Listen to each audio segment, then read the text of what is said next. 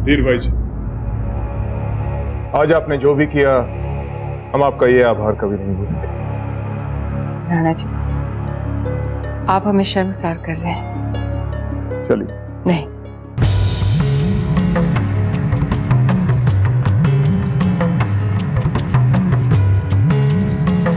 आज रात आप हमारे साथ नहीं आएंगे।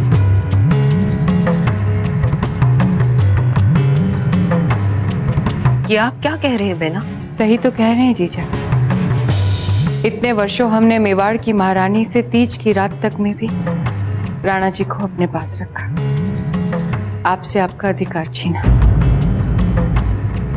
अब हम अपनी भूल स्वीकार करके मेवाड़ की महारानी को अपना अधिकार लौटाना चाहते हैं। तभी तो मेवाड़ के राजमहलों में तीज का गौरव बना रहेगा। आइए सज्जा जीजा, हमें मेवाड़ के महाराणा और महारानी सा के एकांत में बाधा नहीं डालनी चाहिए।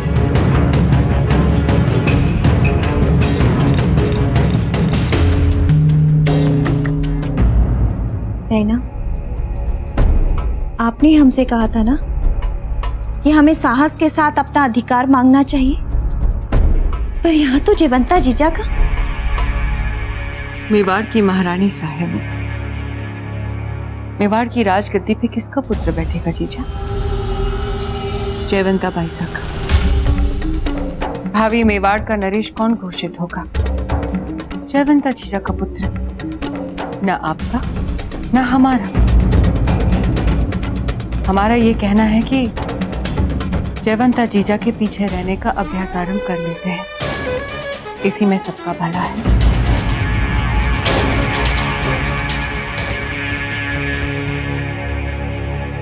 धीर भाई जी को ये सब करने की आवश्यकता नहीं थी राणा जी। धीर भाई जी ऐसी ही, वो स्वयं से पहले दूसरों के बारे में सोचती।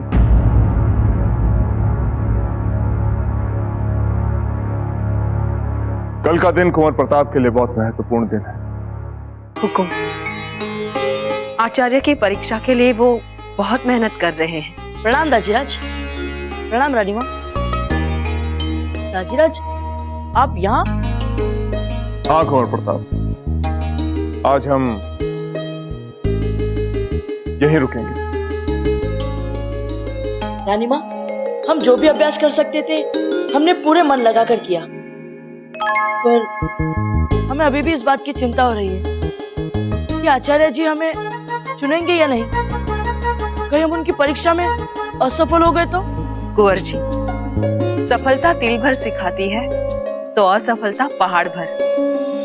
असल नुकसान तो असफलता का भय करता है, इसलिए असफलता के भय को सदा सदा के लिए अपने मन से निकाल दीजिए, ठीक है? जी रानीमा, हम प्रयास करेंगे। दाजीराज, हमें तलवार के आरंभिक चरण करके दिखाइए ना। वैसे कुंवर प्रताप, हमें नहीं लगता कि आचार्य जी परीक्षा में आपसे तलवारबाजी करवाएंगे। या फिर करके दिखाने के लिए बोल दिया तो? बताइए ना दाजीराज।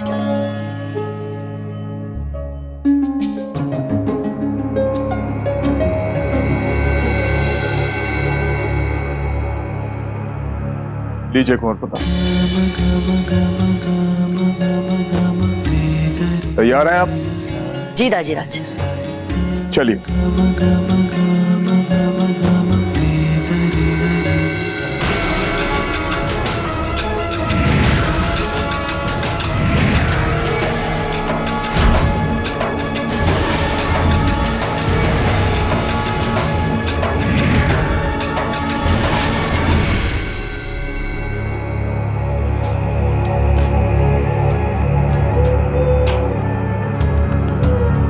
यदि हुकुम को बड़ी महारानी साहब के पास भेजने से आपको इतना दुख हो रहा है, तो आपने हुकुम को वहां भेजा ही क्यों रानी साहब?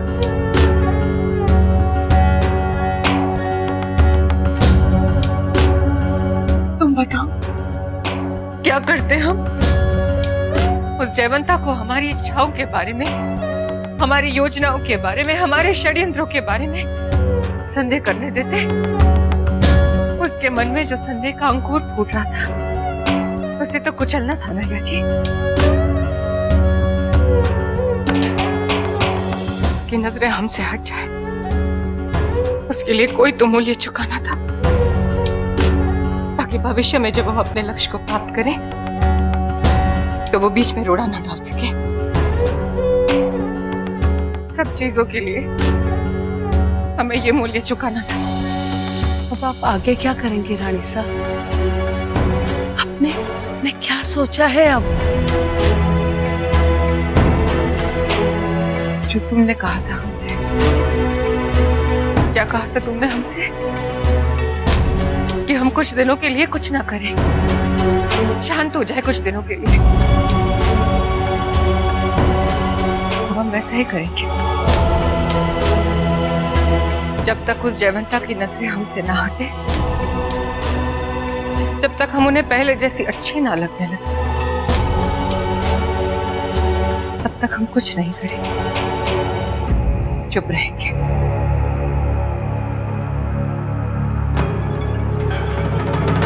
हमने निर्णय ले लिया है जी। प्रताप के भावी नरेश बनने के मार्ग में अब हम सीधे सीधे स्वयं बाधा नहीं डालेंगे। सज्जा को हथियार बनाएंगे हम। उसके मन में राजमाता बनने की ऐसी इच्छा जगाएंगे कि शक्ति प्रताप का प्रतिद्वंदी बनकर सबकी दृष्टि में उभर आए। और प्रताप को चुनौती देने के लिए शक्ति का प्रताप की तरह महान होना आवश्यक नहीं है। हमें कब कब क्या करना है अब हमें पता है। सज्जा आएगी हमारे काम, शक्ति आएगा हमारे काम। से एक बार उस जयवंता का संदेह हमसे हट जाए तो खत्म कर देंगे हम प्रताप को सदा सदा के लिए। ऐसे कि किसी को भी हम पर तनिक संदेह ना हो।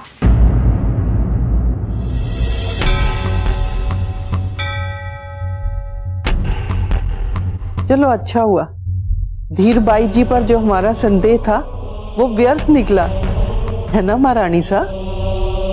संदेह गलत नहीं था, बल्कि हमारा विश्वास और दृढ़ हो गया है कि कुंवर प्रताप के विरुद्ध चालें हीरबाई जी ही चल रही हैं।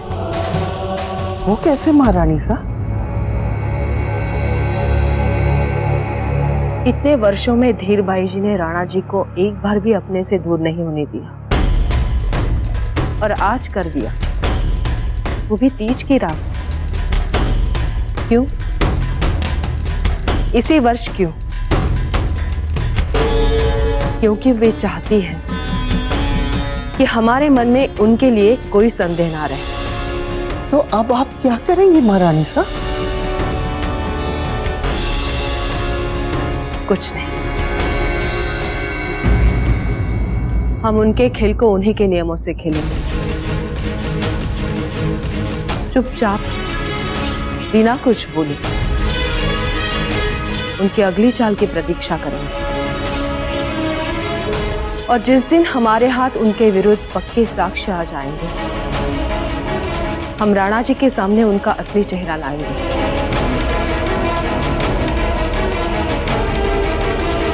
और देख लीजिएगा गिरजादा, हम ये करके रहेंगे।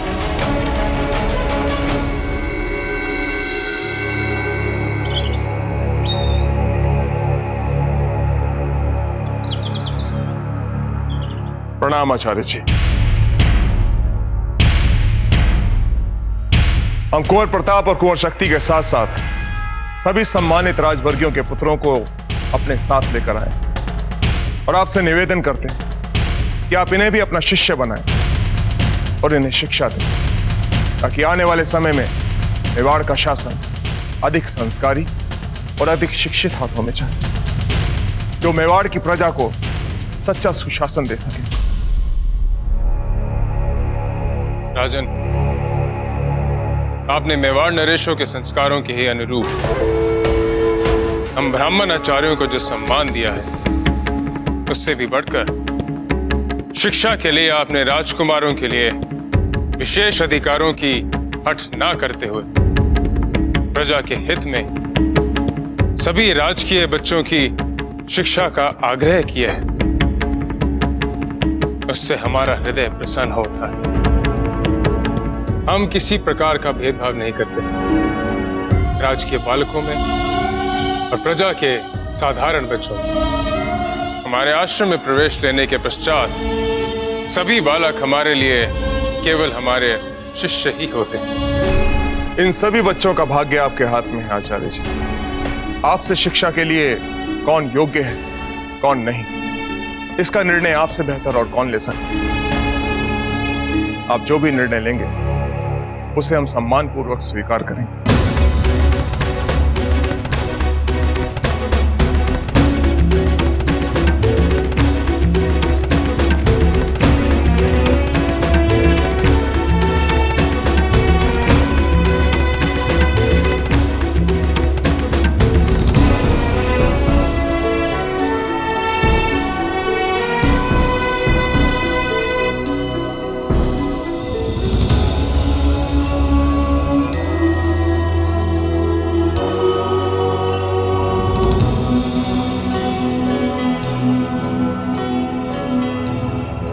यदि आप इस आश्रम में हमसे परीक्षा लेना चाहते हैं तो हमें प्रभावित करने का आपके पास एकमात्र यही अवसर है।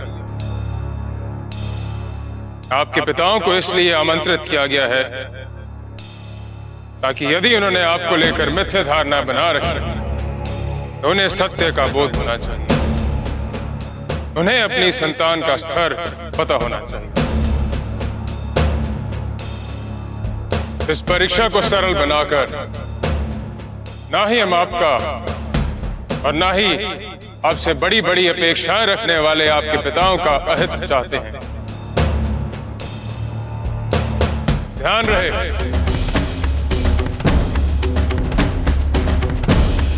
ये परीक्षा केवल शारीरिक सामर्थ्य की नहीं बल्कि मानसिक और मस्तिष्क दृढ़ता की भी है।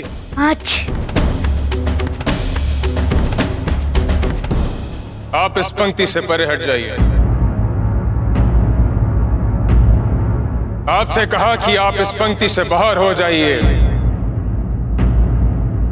आचार्य जी ये तो केवल एक शब्द और तो आपको भी इस पंक्ति से हटा के दर्शक दीर्घा में बिठा दिया जाएगा। समझ गए आप?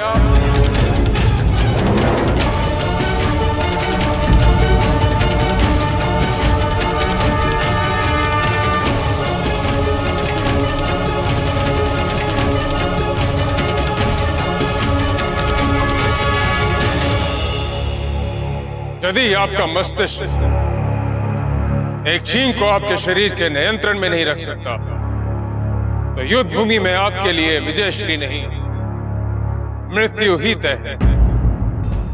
और ऐसे शिष्यों की यहां पे कोई आवश्यकता नहीं।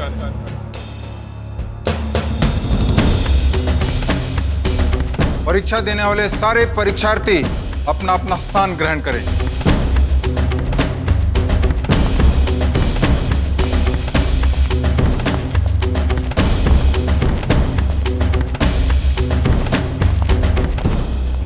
झंडे का इशारा होते ही सभी परीक्षार्थी ये पानी से भरा हुआ पात्र अपने कंधे पर उठाएंगे और इस लकड़ी से बना हुआ पुल को पार कर कर उस तरफ जाएंगे। और वहां पर एक चिन्ह बना हुआ है जहां पर जाकर आपको खड़ा हो जाना है। और एक बात, पानी की एक बूंद भी झलक कर धरती पर नहीं गिरनी चाहिए। और अगर ऐसा हुआ तो उस परीक्षार्थी को अयोग्य माना जाएगा। यह परीक्षा आपकी संयम की ही नहीं बल्कि आपके शारीरिक और मानसिक संतुलन की भी परीक्षा है।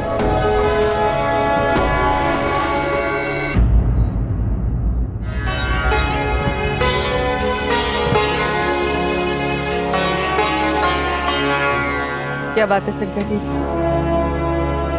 इतनी चिंता में क्यों लग रही हैं? बहना, हमारे मन में एक ही चिंता बार बार गुमड़ रही है। हमारे कुंवर शक्ति परीक्षा में सफल होंगे कि नहीं? असफलता तो उनसे पछती ही नहीं आसानी से।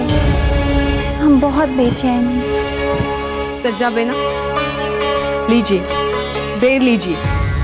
दासी बता रही थी ये सबसे मीठे बेर हैं, लीजिए। जीजा, हम आपसे एक प्रश्न पूछें? इतनी सारी योग्य दासियों के होते हुए भी क्यों हर वर्ष हम अपनी आंखों के सामने खुद खड़े रहकर मसाले पिसवाते हैं? यही पूछना चाहती है ना आप? हमें आनंद मिलता है इसमें सज्जा बेना, इसलिए बेर तो लीजिए। जीजा, वैसे हम आपसे ये नहीं पूछ रहे थे। हमारे पुत्र आचार्य जी के आश्रम में अपने जीवन की सबसे महत्वपूर्ण परीक्षा देने गए हैं। आप कैसे बिना किसी चिंता के आराम से हंसते हंसते यहाँ मसाले पिसवा रही हैं? कैसे जीजा? क्योंकि जीजा जानती है कि कुंवर प्रतापी सफल होंगे। अब इतनी उपलब्धि और ख्याति को लेने के बाद इस परीक्षा में क्या रखा है ना जीजा? भले ही आपने कितनी ही सफलताएं क्यों ना पाली हो, हर परीक्षा एक चुनौती होती है। पर बेना, यदि माता पिता ही अपने बच्चों की क्षमताओं पर विश्वास ना करें, तो फिर कौन करेगा उन पर विश्वास? हम तो सदा ही अपने बाल गोपाल से यही प्रार्थना करते रहते हैं कि हमारे प्रताप और शक्ति को किसी की नजर ना लग जाए। चिंता मत कीजिए बेना सज्जा, कुंवर शक्ति भी इस परीक्षा में अवश्य सफल होंगे।